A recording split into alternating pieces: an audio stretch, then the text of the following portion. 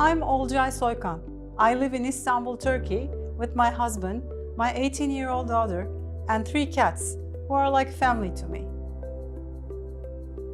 When I was 47, I was diagnosed with systemic scleroderma with lung involvement.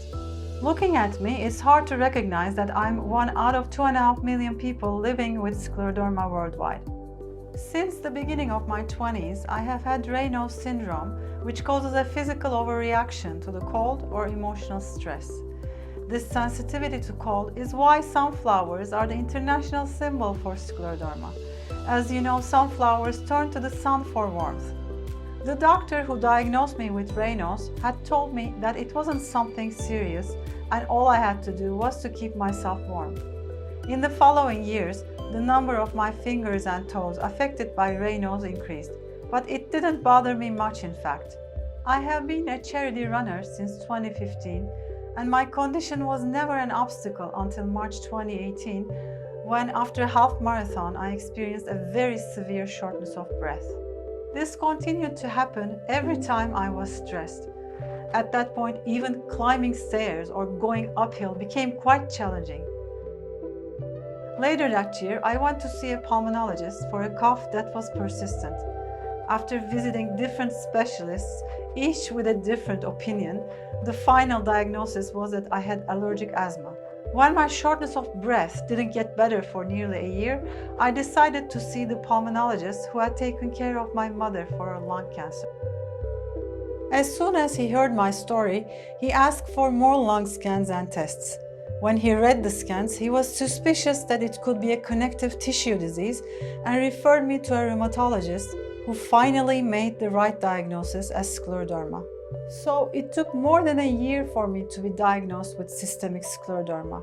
But in reality, it took more than 20 years, as none of the previous doctors took my Raynaud's syndrome, or my heartburn, or my mother's rheumatology history more seriously.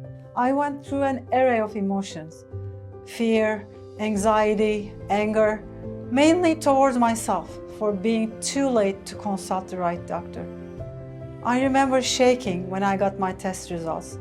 Scleroderma was not mentioned in the report, but terms like densities in lungs and non-specific interstitial pneumonia brought back memories of how my mother craved every single breath. Knowing what was happening gave me strength to face the situation, even if there is no cure. With the advice of my doctors, I followed the treatment plan to slow down the progression of my condition. Then, I became a member of the Turkish Pulmonary Hypertension and Skleroderma Patients Association. At the same time, I became the representative of the association in the rare diseases network of our country. Being part of a community of patients made it easier to face my fear of being a rare disease patient. It helped me empathize and prioritize my well-being. When you live with a progressive chronic disease that has no cure, death may easily become a part of your thoughts. I decided to take charge of my mental well-being and promised myself to not let small things worry me anymore. I don't get angry with my daughter because her room is messy, or with my cats for destroying the furniture. I exercise, eat healthy, and follow my doctor's treatment plan.